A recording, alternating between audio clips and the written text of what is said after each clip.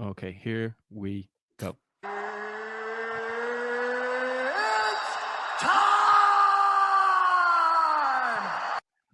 Okay, what's going on, guys? And welcome to a brand new episode of Energized, brought to you by Our Kings Competitions. Ross! Are you intoxicated or something? Introduce the guest, man. Today we have the one and only. He is the head coach of Fight Academy Ireland. It's the one and only Pando. Pando, how are you doing? I'm doing well, lads. Harsh, mate. Pando, great man. Pando, great to see you, Pando. Pando, things are really heating up in Fight Academy Ireland. We might as well get straight into it. Paul Hughes has taken PFL and Bellator by storm ever since he signed. There was no surprise there. The hottest free agent has now become one of the hottest commodities in the sport. He takes on Nurmagomedov for the lightweight title over in Dubai. I believe it's the first time a mainstream promotion has had a fight in Dubai as well, which is sort of hard to believe. But they're leading the charge there now. And what did you make of the fight? Did you know it was coming once he beat McKee? Yes, well, basically, to be perfectly honest, after the bell went in the third round, what I called, as I was getting into the cage, Mike Cogan called me and asked Paul to call out Usman in Dubai for the belt. So even before the decision was read, that they knew, everybody in the stadium knew that Paul won like easy. The only question to me was where he won 30-27 or 29-28.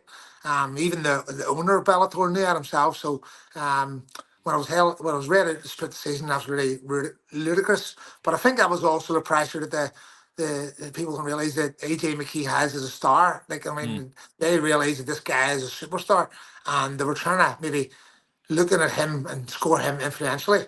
And looking at his shots and almost trying to justify a reason to give him rounds, which even then they couldn't do. When looking back on the fight, it was to me he did nothing in the fight that was winning them rounds or impacting or doing anything at all. He was just literally surviving from after the first minute. So he was.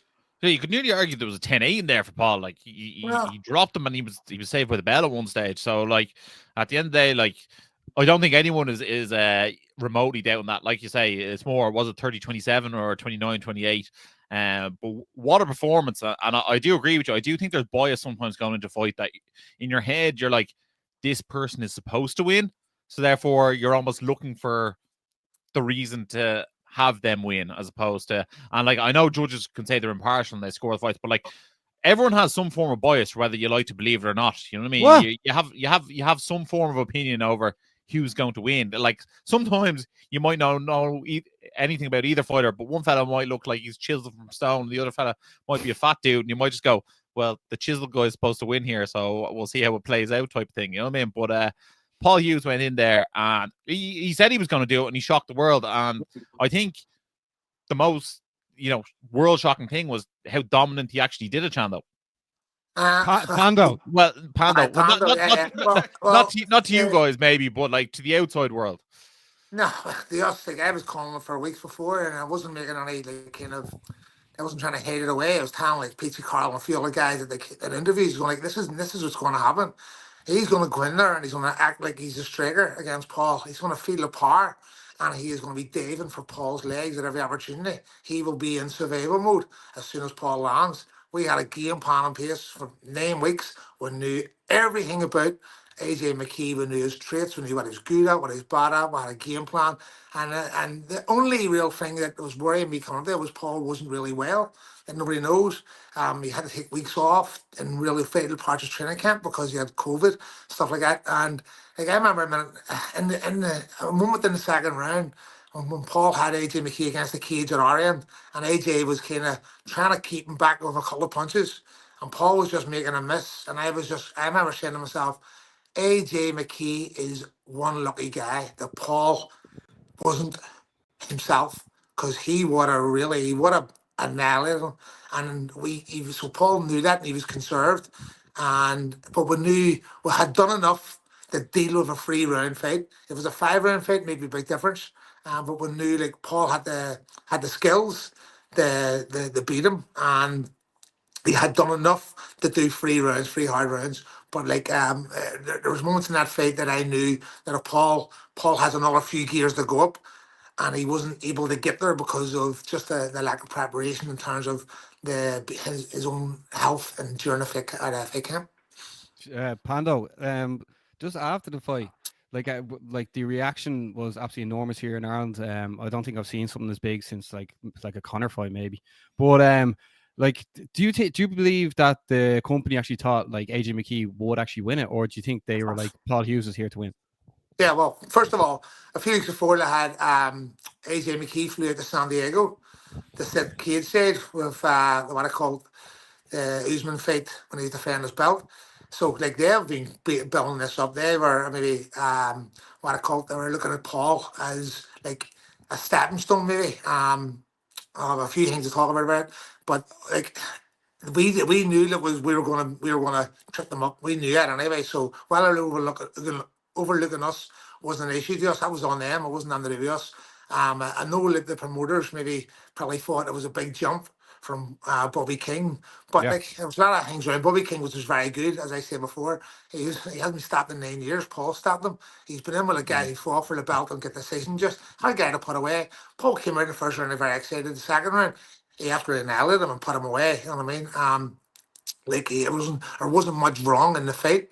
I think he just wanted to make an impression, and they were looking at it as a singular fight, and maybe judging Paul on that on AJ McKee's level. But like Paul is like an absolute superstar.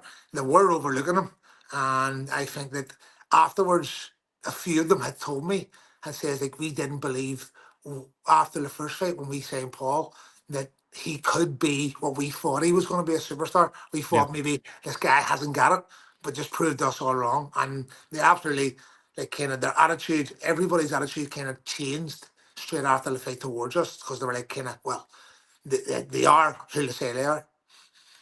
And tell us this, Shannon, like that Pando. young man's life has absolutely changed. He is obviously now making far more money than he's ever made his entire life.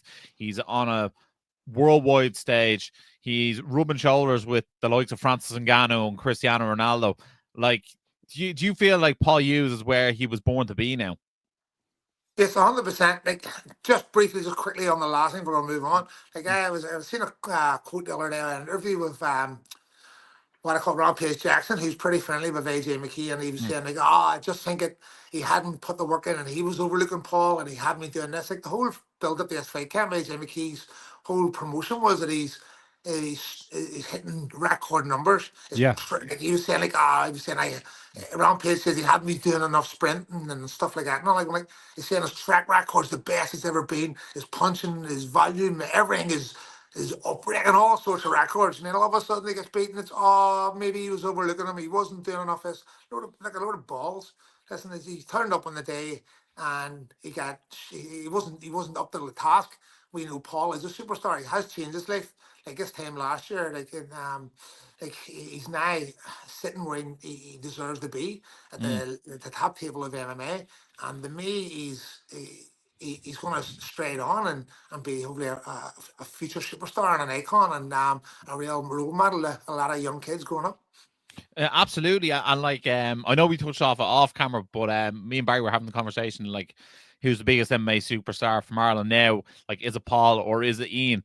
And I know they had such a rivalry when they were in Cage Warriors. It was a friendly rivalry, like who was going to get the belt first and who was going to get signed to the big promotion first and stuff like that. And obviously Ian went on and started like eclipsing the achievements. But now Paul has come around the outside, and not only has he caught up with Ian, like you can easily argue he surpassed him in 2 fights with the PFL and Bellator. He's got a win that I think is better than any of Ian Gary's wins today. And he's fighting for the belt next against a Nurmagomedov namesake. Like this is absolutely incredible. The absolute rocket ship that's been put on Paul Hughes' back, and he was a few years, maybe longer, getting to where he got to. But once he got here, like, oh my God, this guy has absolutely blown everything out of the water. And I know he said it, and I probably was a bit apprehensive at the time about it, that like he's changed the game, but he really has. He's totally opened up the door and shown a new path. And I feel like PFL and Bellator thought they were getting the best free agent in the game or the hottest free agent. But now they're after getting what is, to my eyes, one of the biggest stars in the sport right now. Like, people are all over Paul Hughes at the moment. People love to see him, and he's just a man who just looks like he cannot be stopped at the moment.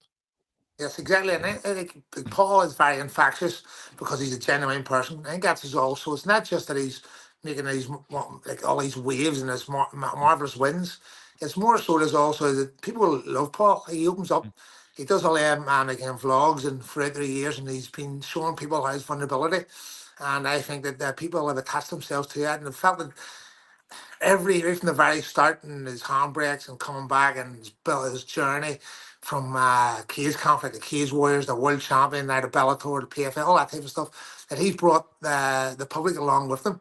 That's why obviously the big news crew, he's a massive following. People love to see him do well because he is just one of us who has happened to make it. He's backed himself. You know what I mean? In this life, like if you can't back yourself, there's no, I mean, what can you do? Like, he has really put everything on the line. We were over in Germany on Saturday evening, and he's just landing in Florida, and he sent me a message. It was very emotional. He just a screenshot of something he put up 4 years ago on Saturday. That he had named Pullets in the face. He named all the fighters, and he was saying how like he doesn't know he's given his whole life to this sport, and all his money, his physical and his mental, everything has suffered in pursuit of it. And he had, outside of the one fighting Cage conflict, he would have had no fights, and like, he doesn't know what to do with his career if it can contain, if it can sustain going on like this. And he read the very last paragraph was, I'm literally crying writing this out, but I don't know what to do in my life. I will keep us all posted. And he read on there after he showed us the screenshots. He says, I can't believe that we've came this far and all. And it's so emotional. Like, when I see that, it really hits home to me. Like, he could have went a different way. He could have, I mean, lost hope in himself. He maybe not backed himself. He's backed himself, and obviously we have always backed him. And to me, he deserves all the riches. He deserves it. Yeah. Well, anything the catastrophic hand injuries as well, Baz. Like, that was like, you know, I mean, like, that fella was basically told his career could be over, and like, here he is now.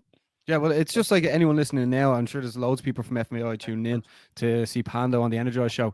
But like, you have to back yourself in everything you do, because like, if you don't back yourself, no one else is gonna fucking back you. And like, especially in the fight game. But like, speaking of Paul as well, like, because obviously we want to get into like other stuff as well. But like, Ireland was crying out for a new superstar for people to look up to, and at the moment, like, Paul Hughes is definitely flying the flag. Yeah, absolutely. Yeah, absolutely. Like, the guy is everything you want in a superstar. He's a handsome fella. I think we were calling him Handsome Paul Hughes at one stage. He speaks well. He fights well. He finishes.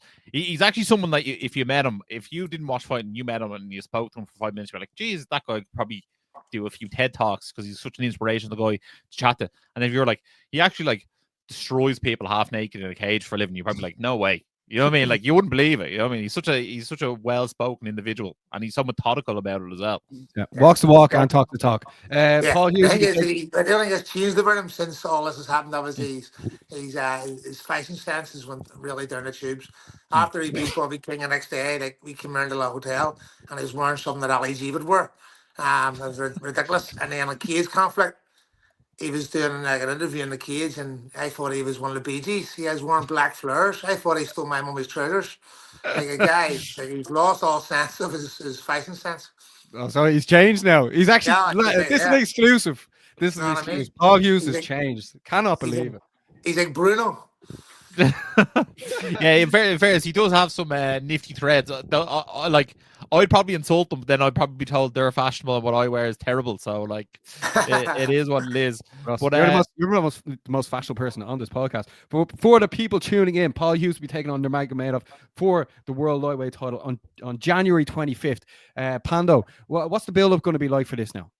Oh, phenomenal! It's going to be like Paul's just landed in Florida Saturday night, so we're going to do 4 hard weeks in Florida, lots of sparring and stuff like that, and getting hard rounds in over there. He wants to come back a wee bit later, a wee bit more in shape again, because after the last fight camp, I know it's his 5 rounds, which is going to suit us ultimately. Like, only Paul built himself into a fight, so the 5 rounds will definitely suit us. And the game plan has already started. We sat down last few weeks and watched all Usman's fights. It's one thing when you watch somebody when they're on TV and you're watching them, enjoying them, and when you're watching them, when you're dissecting them and breaking their game plan down. To be honest, like the guy is like he's not. He's a round stealer, you know what I mean? He's not a killer. He's not, you know what I mean, what people make him out to be. If you change his last name to Smith, and you wouldn't be thinking too much more of him. It's because his last name kind of scares a lot of people. People are frightened to wrestle him, and and because of that, he's able to keep them on the outside, and he's able just to win rounds with his kicks. So let's see if he is a fighter, because Paul's going to make him fight. Yeah, cannot wait for that one. 25th of January, book it in. Another person we have to talk about, and some more fighters that are actually signed to Cage Warriors, was Paddy McCorry came back and got the win at Cage Warriors 180 in London. Can you tell us what the reaction was like after that finish, and also like what way do you see FAI fighters fighting with Cage Warriors in 2025? Big Paddy, great to see Big Paddy back active. I mean, he's the one wanted to be back active. He's been pushing like mad. It would have been maybe a month or 6 weeks ago when he broke his hand. So it's literally the last 3 weeks he's been back punching properly and getting harsh bars. So kind of rushing the last parts of his program and his training camp just to get him over the line. Great stylistically fight for him. Obviously they were offering a few different like kind of potential opponents for him, which I didn't like, because like Paddy has one of his usual lads fought James Webb after 2 professional fights, and like you see, there's James Webb, another champion, like a second weight champion, and Paddy gave him all he wanted. Paddy was a younger guy, naive in terms of what it needs to be in at this level competing. Like he was having 2 Nandos the night before he fought James Webb. Before the weigh-in, he was 86 kilo. He literally just didn't have breakfast, where James Webb is 100 kilo walking into the fight. So Paddy has now matured. He's a big lad now. We'll have him on a Magnum diet. He must eat 10 Magnums a day. So he is. Also, he's, you know what I mean? He's a big lad. He's 100 kilo walking about normal. And now he has to cut weight. He's a proper middleweight. His skills are phenomenal. He just has to build a wee bit of like kind of maturity up with everything, and I mean, because like you have to, like, it's fighting's not just all about what you do inside the gym, it's what you do outside the gym. Some people take a wee bit longer to grasp it. We're always on Paddy's back, me and Pat, about like kind of you need to live the life, because you've got the skills. Like he's one of the most skillful fighters that I've ever came across. And if when everything starts just to fall in line, which it is doing right now, that he is going to be another superstar. Like he really is. He's so exciting. People love him. He's got knockout power. He's flair. He's a great grappler. Every like stuff that people haven't seen of him. And he's another likable person too. Yeah, he really is. I don't know. He just has that touch, something about him.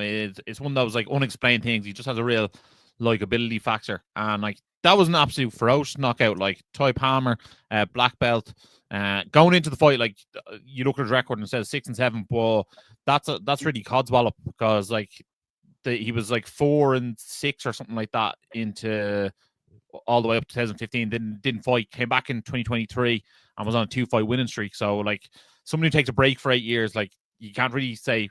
You know, if someone's judging me on what I did 8 years ago, I think that I wouldn't be too impressed. You know what I mean? So he was on a 2-fight win streak going into that, and Paddy went in there and like he finished him viciously. Also, some of the best celebrations I've seen in a very long time. Those finishing moves that he has, roll them up and smoke them. You know what I mean? Like that's something that's iconic that will really sit with fans, and people will be looking for him to do that post fight all the time. Listen, we are trying to push for him. Right, if I'm going to try and find it for you, is we want Paddy to abandon that celebration and have the one when he beat Manning in Cage Conflict, which is 100 times better. The dance, it's so funny, his dance after Cage Conflict. He hates it. So if you can find that celebration, but I'll try and find it. We want to bring that back, because that will be absolutely hilarious. So Will you do the dance there, just so everyone knows at home? I call that. Like, I can do the robot, but he's built like fucking Peter Crouch. He could do the robot, but the other one he was doing, Usman McDonald has it in his phone now. He must send it to us. It is hilarious. And one day he said to me after the cage, it was that close to doing one of my dances. So if I can get him to that, like it's so good. Like, or we'll get on to Owen McDonald and see if he can send us on that video. Yeah. Pando, will you tell us who else do you want to see fight on Cage Warriors next year? Because Cage Warriors is saying they come to Dublin. They come to Ireland twice. Yeah. Well, no doubt. They'll go to Dublin first. I'll about James Shane. You know what I mean? I feel like the guys from Reno and Team KF down there, and maybe a few of the guys from obviously Frederick County, Maryland, and then hopefully do one at the end of the year or towards the end of summer up in Belfast, where they can kind of get a lot of our guys on. We have an awful lot of guys. I'm staying with them. Just for various reasons, they haven't been really active the second part of the year. Like Scott broke his eye socket a wee while ago and stuff like that. Jordan hasn't been well. A couple of fights fell through with Jordan.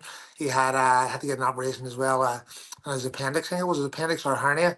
Just stuff that we want to see him better. Matt Elliott is just about to have a wee baby. Or had a wee baby there, so they kept him out the start of November, and just it didn't things line up only for Paddy. So we'd like to have a wee bit more activity next year for our guys on their show. And maybe saying a few other guys too, maybe. But again, it's all right saying that. It's like signing guys and it's good getting signed to promotions. But at the end of the day, you want activity.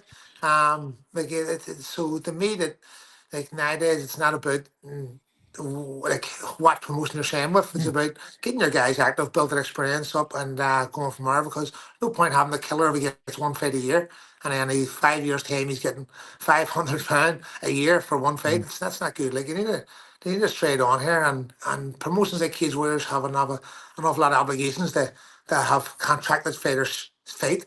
So like it's I don't want my guys to be signed up and not get fights and sit on the shelf. So with all the promotions now, I have built into their clause they need to have 3 to 4 fights a year, or else we can go look elsewhere. So Pando, obviously Turnlock Rams being kept busy with LFL, but I can't help but feel you were talking about Reese not being that active. What would you like to see Reese do in 2025?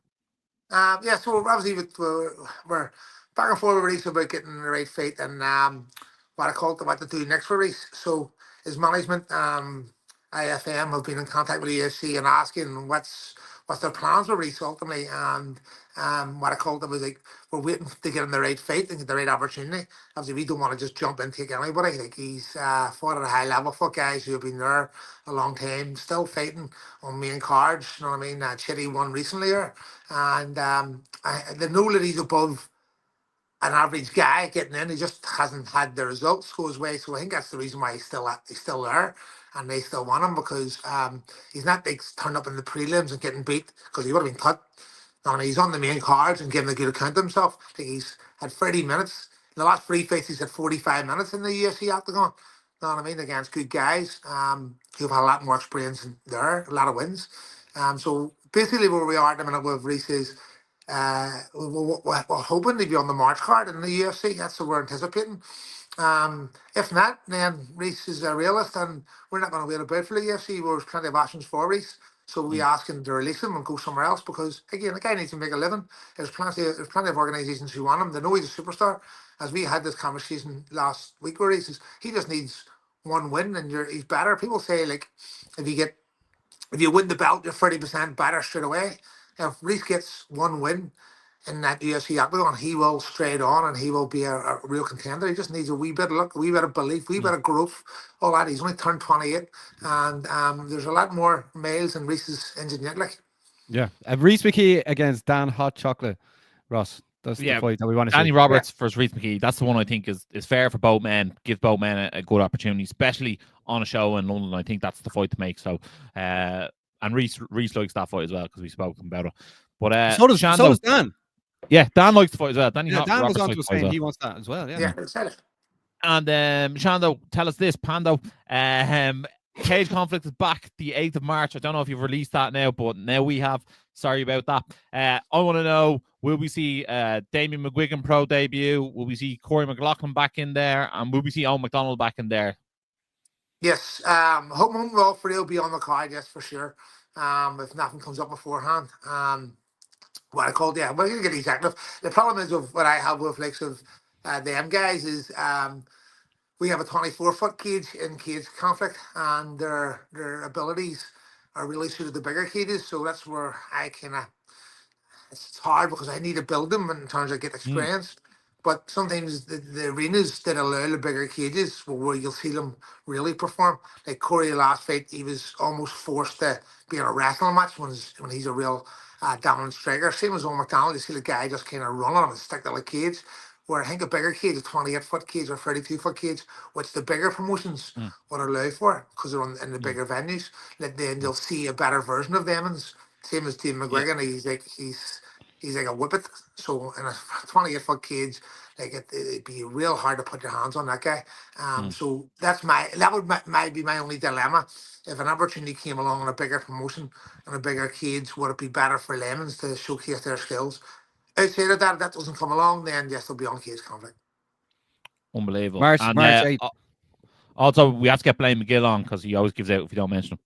Yeah, so I think here's what Blaine is at the minute. He's sitting in his house drinking BPM, eating mix-ups, and like he's touching, I think, 103 kilo weighs now, so it is. So like he's that close to being on a documentary fat kind of film, so it is. He needs to get his ass in there. Is he going to heavyweight, is he? Well, he skipped a few divisions, so this is he actually just literally messed me and I saying he can't make it up tonight. You know what I mean? So it just shows you like this is where me and Pat are very determined. Where we our best interests are with our fighters. He's supposed to be a main eight, and we want the best from him. His skills are phenomenal, and he's grown so well. But he's grown too much, and he's grown too much as well. Like there's no point. He should be fighting 66 kilo. He fought from every weight division, and he's always done himself justice. But I think he has to. But I think he has to realize that when he wants to take that next step up, that it's all of these small pieces of jigsaw puzzle that has to be in place. Shannon, One last one. I just want to update on Troy Gibson. What's going on with him at the moment? Just Harvard Troy had a wee baby. He's got his own gym, and it's just consistency. You know what I mean? Consistency. Obviously, I'm through a bit of a hard time of after the fight. He took a long time off in terms of sparring, that type of stuff. He's always he's always up in the gym sparring, helping the boys out and doing classes and you know what I mean, up in my groups and all like. But I think it's hard. It's hard to juggle having I think his baby's nearly turning 1, having his own gym so far away. Managing his private life and wanting to compete in a professional sport, it's hard to juggle him. I'm sure he's far from finished. But we're realists, and I'm never going to push anybody to fight because I know when I was back in the day, I hadn't got that right balance, and I know my own professional ability was definitely kind of neglected because of it. So I'll never doubt myself as one of my fighters. Yeah, Shannon, Pando, just before we let you go, bud, who in 2025 should people be watching in FAI? Like maybe someone we haven't like really heard Under of. the radar. Yeah, who's gone under the radar that people should look out for in 2025? Fuck me. How long have we got, lads? There's so many, but in terms of the professionally, I think Conan McLaughlin has a lot more to give and grow in this sport. I think that he's going to be a superstar. Obviously, you know, McDonald and a few of the other guys turn pro. Obviously, there's no Dean McGuigan. There's a lot of guys on the cusp of turning pro, like James Slavin, Michael Shields, all them boys. They've got all the relevant experience. So it'll be interesting to see how they would end next year when their professional careers start. And then the guys who are just like 2-3-0 or starting off, the young guys come through like Nathan Mulligan. He's only 17. I can't get him a fight. It's so hard to get him a fight. He's offered guys at all weights. Like he's just back from Thailand last night. He's in my group this evening. The talent of these young guys is phenomenal. It blows my mind. Like it didn't even the guys like Jamie Ferguson and guys that are who have fought in the first cage conflict as novice a few shows ago, turned amateur and and they're like it just blows my mind when you see like a natural talent in the gym. Like it's from every level up. It's just mind blowing. So good to see. Like it's so infectious in terms of me as a coach. I can't wait to give it back to them and be there in the corners and then big nights. No, shout out to Team FAI. And last thing, Shando, is there anything, Pando, is there anything else you want to say to the people tuning in to this amazing show with the one and only Pando? No, again, all support obviously your local fighters. I mean, because that's so important that them boys need you now. I would love to help say the businesses to help these guys now as well in terms of their support. As I was saying earlier on about Paul, if Paul hadn't got some support back in the day in terms of local sponsorships, local businesses, and helping people chase dreams, and he wouldn't be in the position he is now. So get along to your show, support your local fighters, local businesses. Please try and either support shows and support fighters because like when they make it, everyone wants to be a part of them, but now's the time to really kind of help them in the pursuit of their dreams. Amen. There we have it. Thanks very much, Pando. Appreciate the time as always. Yes. You're legends. Thank you Enjoy the rest of your day. Always a pleasure, lads. And here, keep doing what you're doing, lads. Thanks, Cheers, Pando. Jiu-jitsu by day, Energized Show by night. So Ross, that was Pando. Yeah. Everyone's second favorite FIO coach. Yup, Shat. Shat and Pando, absolutely love it. But if you are new to the show, make sure to like and subscribe. And if you want to leave a comment, fair play to you. Ross, we brought it up with Pando there, and we asked, who's Ireland's biggest star right now in MMA? Is it Ian Garry or is it Paul Hughes? I think that is a very interesting question that you should answer right now. The pressure's on, bud. I feel like the momentum at the moment is with Paul Hughes. I feel like he's achieved so much in such a short space of time since he's gone to PFL Bellator. They really need to change that. But anyway, that's another conversation. And I just think he really is like embodying it. And I think like just the shoulders he's rubbing with, like the likes of Ronaldo, the likes of Ngannou. And like he seems to be with Ngannou on several occasions at this stage. And I feel like that's just making him seem to be a bigger star. I also feel like Ian Garry seems to be more of a recluse almost in terms of his lifestyle. And like Paul Hughes over in Abu Dhabi, he's in Dubai, he's in Saudi, you know what I mean? Like he's in the hot spots at the moment. So yeah, I'd say Paul Hughes currently. Yeah. I would, okay, because obviously Paul's fighting for the world title now, and the push he's getting, it has to be Paul. Now if Paul becomes world champ, then it's definitely Paul. But if Ian beats Shavkat and then fights for the title next, and then wins the title, then you almost have to give it to Ian then.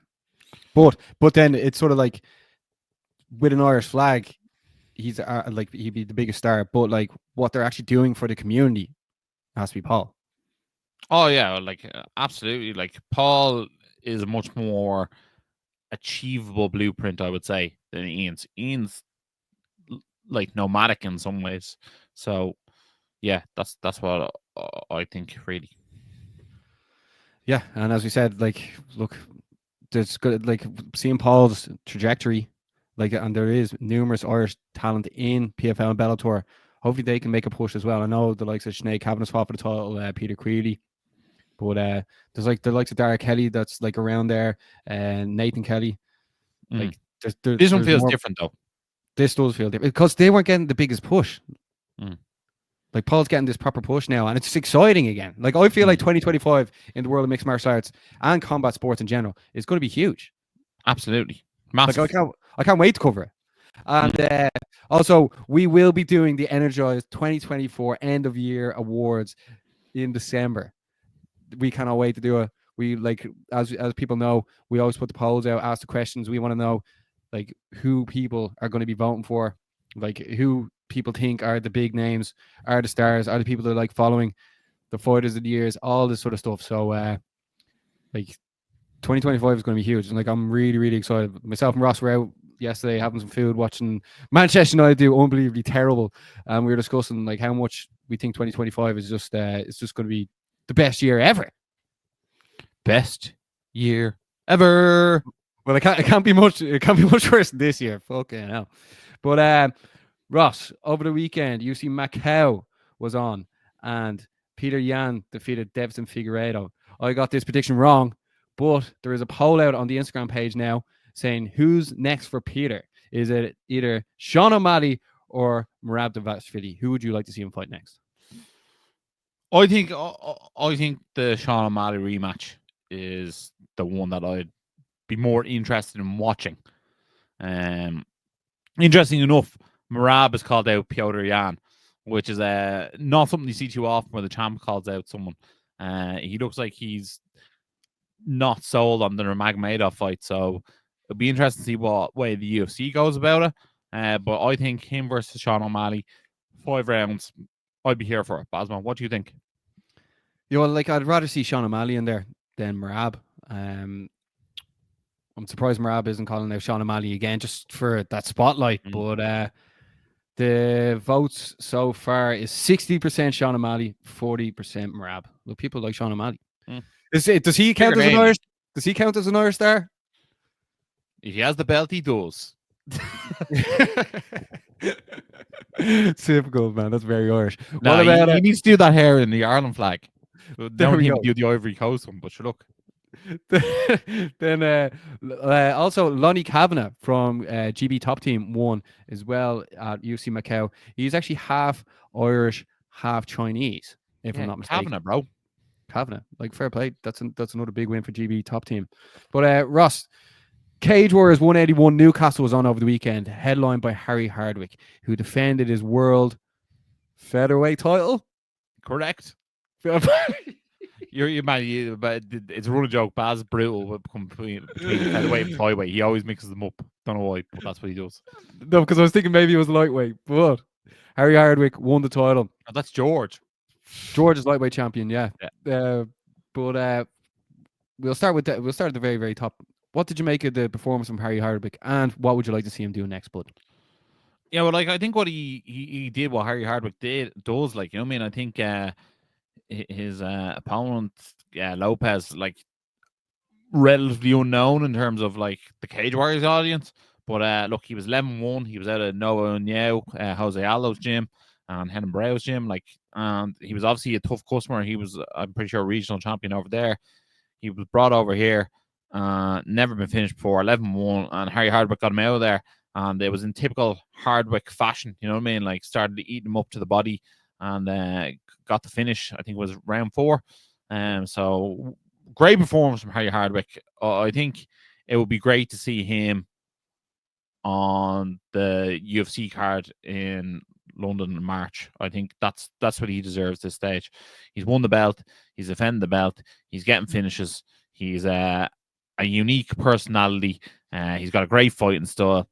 I'd be here to watch Harry Hardwick at UFC London. Yeah, just to throw a spanner in the works there, say if he wasn't, like, do you think there's someone in the featherweight division that he could fight, or do you think they'd have to bring someone else in?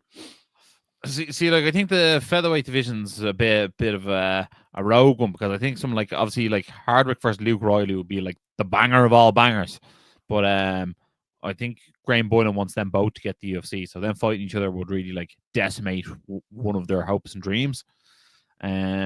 Look, I think if that's not going to happen, you could definitely fight Solomon Simon in Dublin.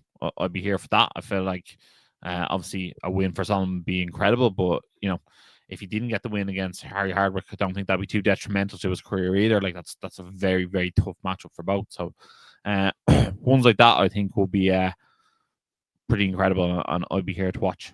What about you, Baz? Anyone you'd like to see him fight?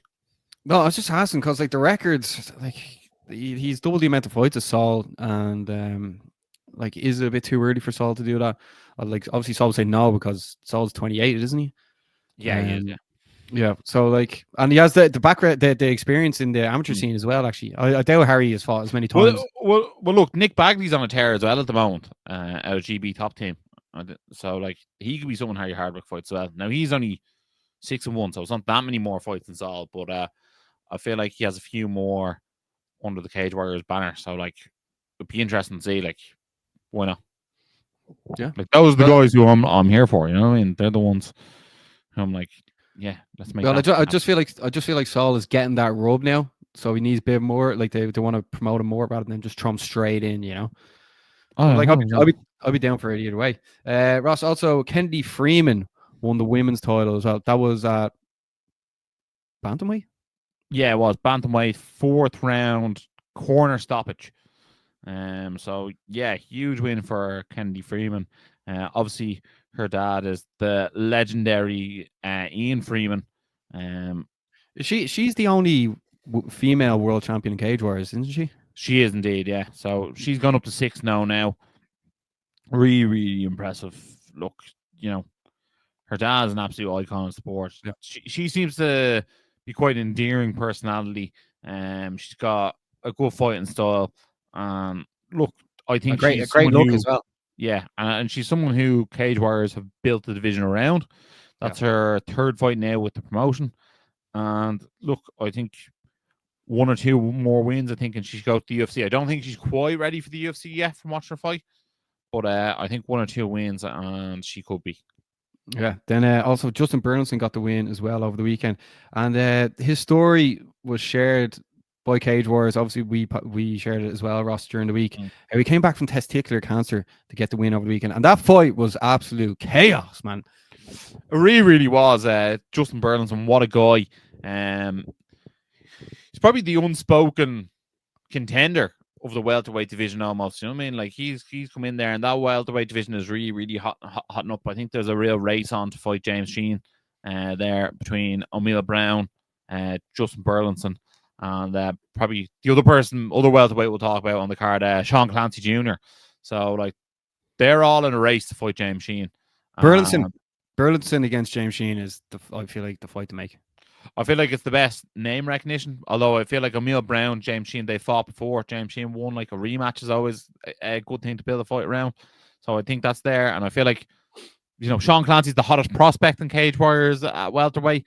So like, you know what I mean? I feel like all three of them have a unique selling point. But what I would love to see is James Sheen fights one of them in the main event, and then maybe the other two fight in the co-main event or something like that, just to have them there almost like as a backup, but also a number one contender fight. I'd go Burlinson Sheen, because Burlinson was meant to fight in Dana White's contender series. Remember, there was issues there.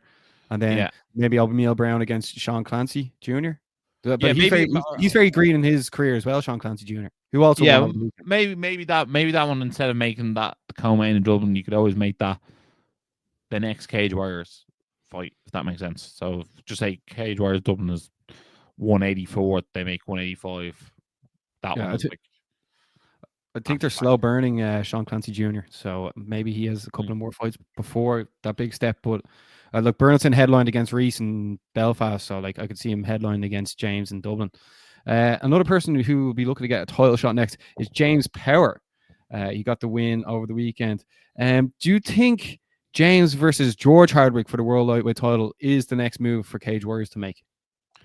I think it's definitely an option. I also feel like Adam Cullen's in the mix there as well. So like, like again, it's a bit like what I just touched on welterweight. Like James Power versus Adam Cullen, love that fight. I'm here for James Power versus George Hardwick. I'm here for it.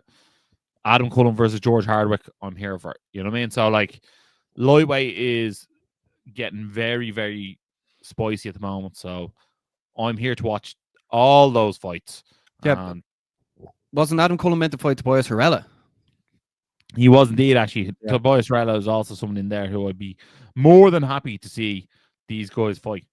You know what I mean? Yeah. So, like, let's get some good fights going with these guys. At the end of the day, like, I'm here for it. And then who knows what's going to be the story with Mason Jones as well? Like, he's in the mix as well.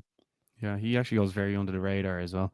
Also, shout out to Leon Arms, who is a training partner with obviously Harry Hardwick and George Hardwick, but Adam Darby as well at MMA Fight Academy in San Diego.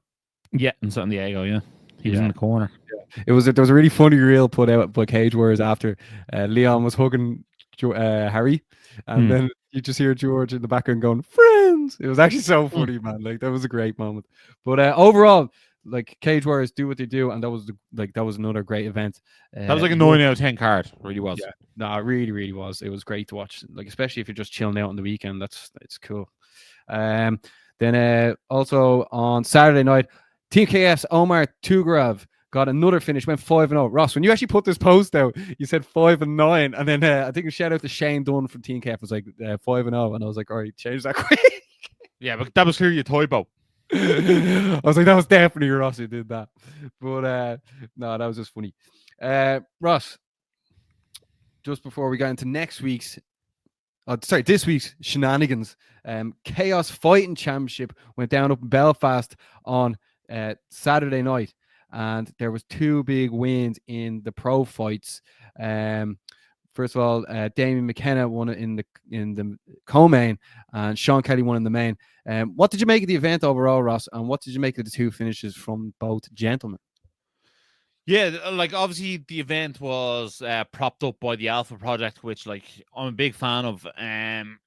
Irish shows using that as the undercard. I know Chaos previously have done heavy like grappling undercard, but I think the sort of their Winter Warrior-esque version called the Alpha Project, I think it's great for them to do that because obviously that's massive in ticket sales.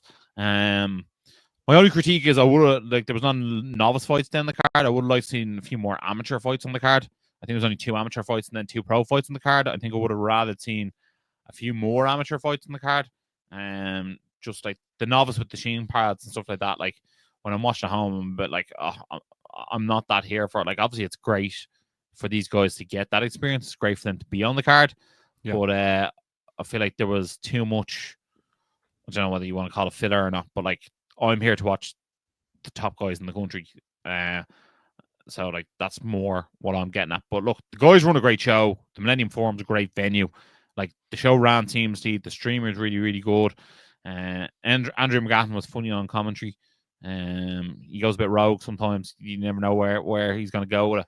But look, overall it was a good show. I might as well get into the co-main event and the main event because I'm sure that's what the people at home are looking for us to talk about. Damien McKenna, he got the armbar in the first round. It was a short and sweet fight. Damien McKenna got his hand raised. I expect him to win going into the fight. He looks like he's going to be a good prospect there in the pro ranks. I think a nice slow burn for him would be nice. Maybe 1 or 2 more on the regional scene, and then I'd be interested to see where he wants to go. Does he want to go to a Cage Warriors? Where would he end up? I think Cage Warriors would be a good shout for him. That fight was also voted the people's main event as well. Yeah, I'm not surprised. Damien's got a big fan base. He's sort of maybe the gym leader, I would say, in OMA MMA. So, yeah, he's someone definitely to look out for. I'll be interested to see who he fights next. Potentially, I think him and Jack Core fought, or maybe it was Emmett Core fought previously. You've all won the cores at amateur, so maybe they could run that back at pro. Depending on, actually, now that I think about it, I think he actually fought Emmett Core. The bloody cores, hey? Would they have that on Chaos or would they have that on Cage Gladiators? Who knows? I suppose it all just comes down to what's the timing. Yeah, exactly. So like, we'll see how it goes. Look, it'd be a fight that I'd watch. Just what I have here. It was actually Emmett Core. Emmett Core is actually still an amateur. So who knows? Maybe Emmett Core will go pro after 2 first-round knockouts, and him Damien McKenna could do a rematch. I'd be here for. And then in the main event, we saw Sean Kelly beat Jordan Heath. Jordan Heath has become a bit of a character in the Irish MMA scene. People seem to love him.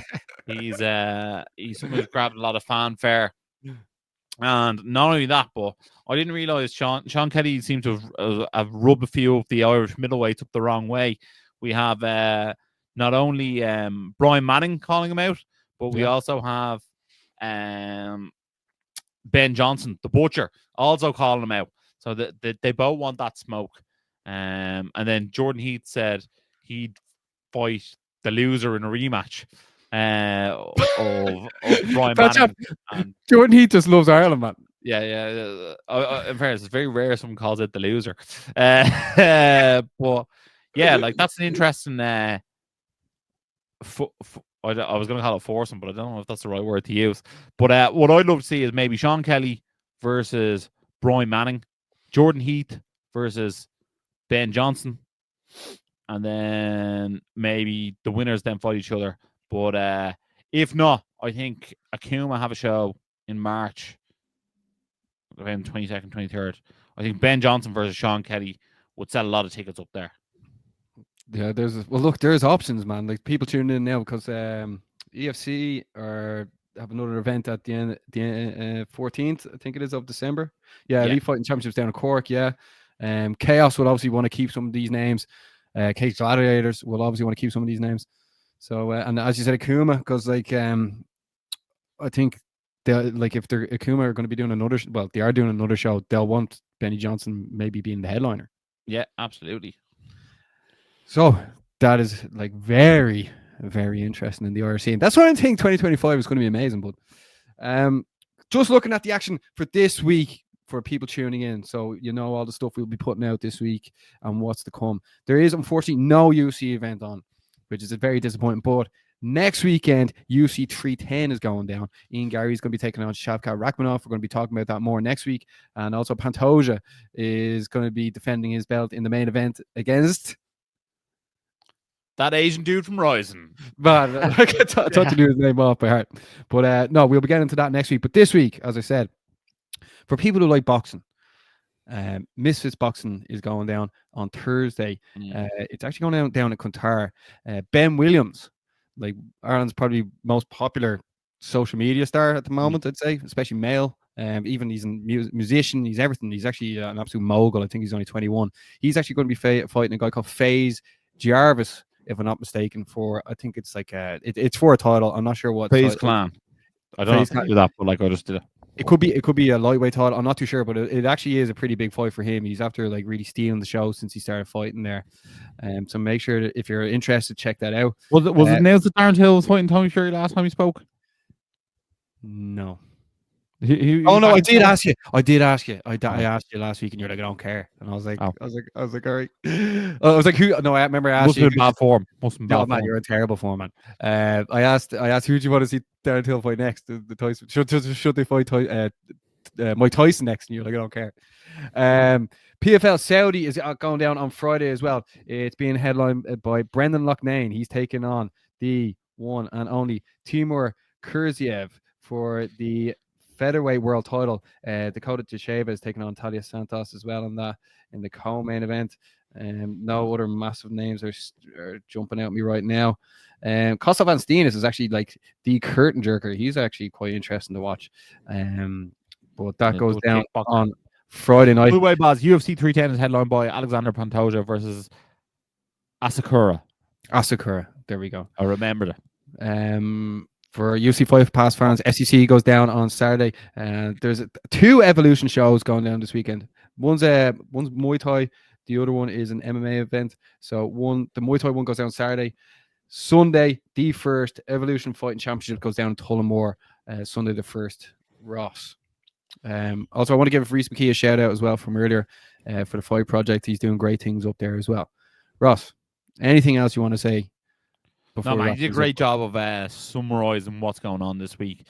We look forward to everything that goes down. I'll be interested to see how some of the new shows do. And yeah, big build up for next week. Ian Machado, Gary takes on Shavkat, 15-0 versus 18-0. The Boogeyman versus the Future. I can't wait to see it. It is going to be unbelievable. We'll give you a full breakdown of that next week, only here, live on the Energized Show. So make sure to like, share, and as always, stay energized.